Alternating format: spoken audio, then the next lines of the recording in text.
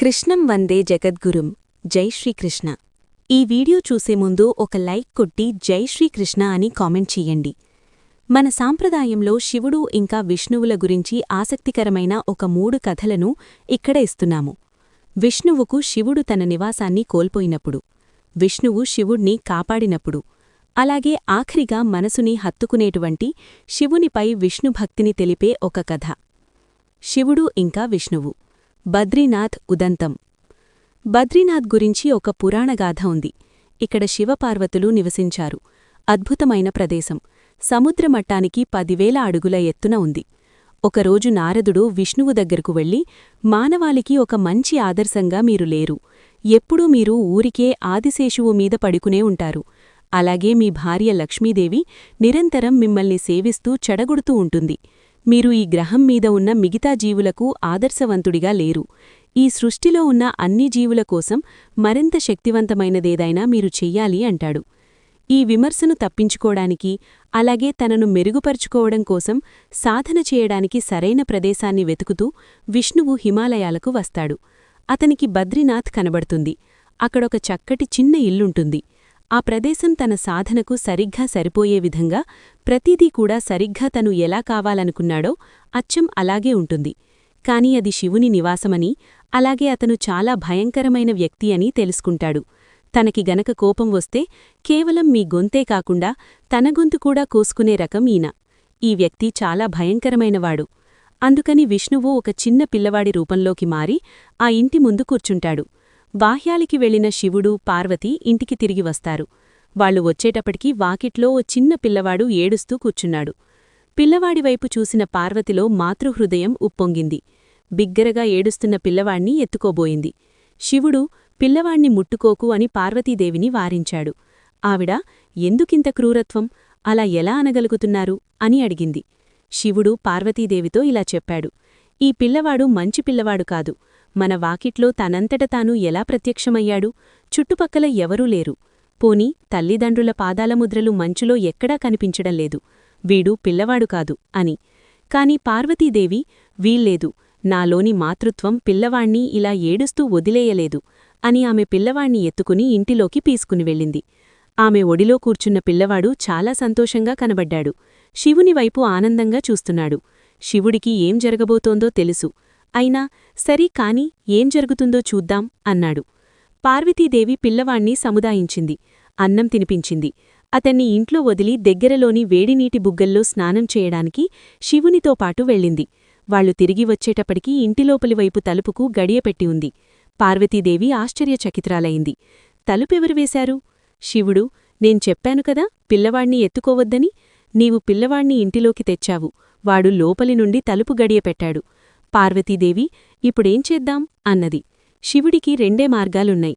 ఒకటి తన ముందున్నదంతా దహించివేయడం, 2 మరో నివాసస్థానం వెతుక్కోవడం.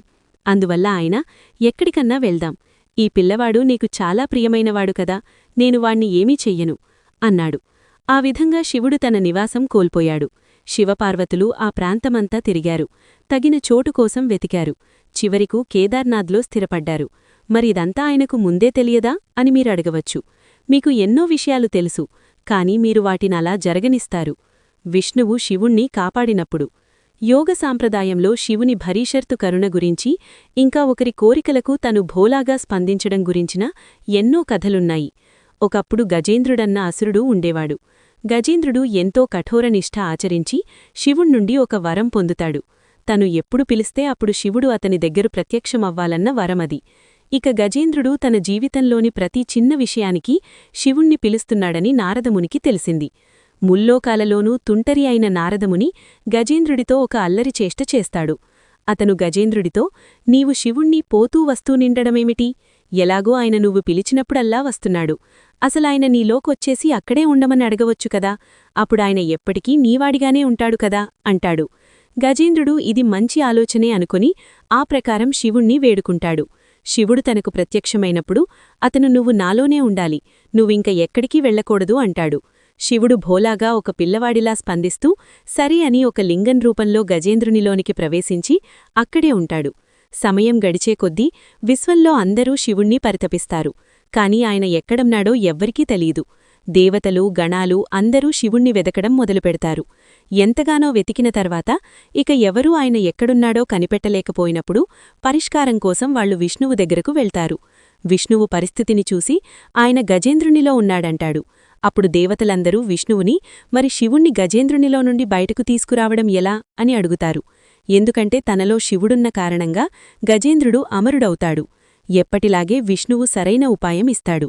దేవతలందరూ శివభక్తుల వేషధారణ చేసి గజేంద్రుని రాజ్యంలోనికి వచ్చి గొప్ప భక్తితో శివుణ్ణి పొగుడుతూ పాడతారు.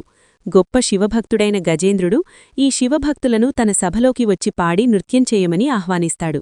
శివభక్తులలా వేషధారణ చేసిన ఈ దేవతల బృందం అక్కడికి వెళ్లి భక్తితో శివుణ్ణి వేడుకొని ఆయనను ఆరాధిస్తారు. ఇంకా ఆయన కోసం నృత్యం చేస్తారు. గజేంద్రుని లోపల ఉన్న శివుడు తనను తాను నిగ్రహించుకోలేకపోతాడు. ఇక స్పందించక తప్పదు.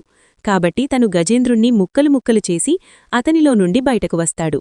శివునిపై విష్ణువుకు ఉన్న భక్తి. దేవతలు ఇంకా రాక్షసులు ఇద్దరూ శివుణ్ణి ఆరాధిస్తారు.